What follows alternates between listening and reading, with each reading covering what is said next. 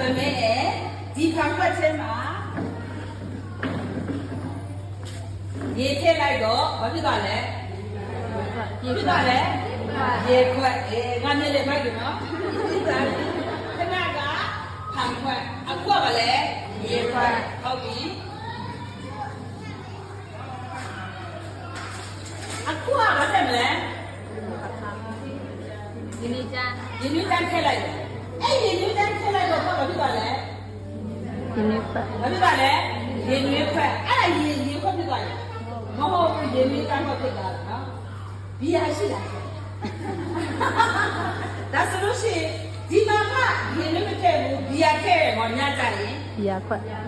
ဘာဖြစ်သွားလဲဘီယာခွက်အဲ့ဒါရင်းနှီးတန်းနဲ့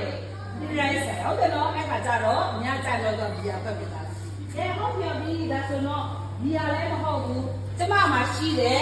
ရွှေကိုထည့်လိုက်တော့ဖြစ်သွားလဲရွှေခွက်အဲ့ဒါကဘီယာခွက်လားမဟုတ်ဘူးတော့ဖြစ်သွားလဲ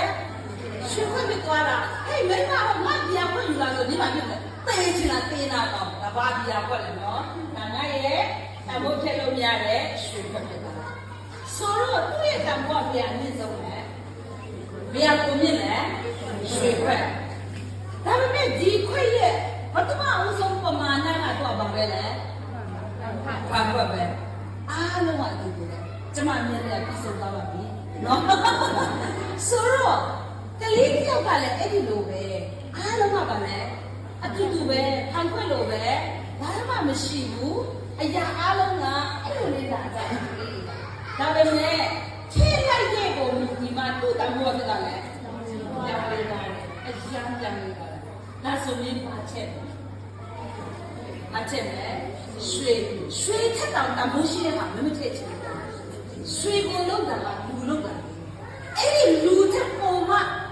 မြင့်မားတဲ့အုံနောက်ပိုင်ရှင်တဲ့အတိတ်တရားရှိတဲ့လူတွေကိုခေါင်းဆောင်ကောင်းနေဖြစ်ဖို့အတွက်မင်းမှထည့်လို့ရပါလေနော်ဒါဆမစီမာကတော့ဒီရွှေလေးတစ်ခုပဲရှင်ဒီရွှေတဲ့တမိုးရှိတဲ့ချိန်မှာ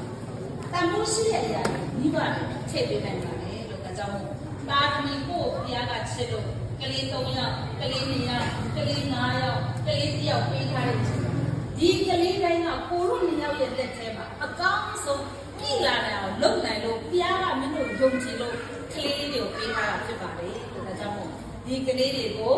ဒီမူလခွက်ကသူ့ရဲ့ပုံစံကဒီလိုပဲရှိပေမဲ့လည်းတမွန်းရှိတဲ့တမွန်းမြင့်တဲ့ကလေးတွေဖြစ်အောင်ဆက်ပြီးမှကိုကြီးရင်းနဲ့ကျွန်တော်တို့ကျောင်းတော်ကြီးကိုလည်းအကောင်းဆုံးဖတ်ပြီးမှပံ့ပိုးရအောင်ဒီလောက်နဲ့ပဲကျွန်မဒီနေ့မိဘပညာပေးဖို့ဒီလောက်နဲ့အဆုံးသတ်ဖြစ်ပါတယ်။ကျောင်းသားမိဘတိုင်းမှာထူးချွန်တဲ့တော်တဲ့ဘဝအတွက်အိမ်မက်တဲ့အများကြီးပေါ်ဆောင်နေတဲ့တာသမီတွေပိုင်ဆိုင်တဲ့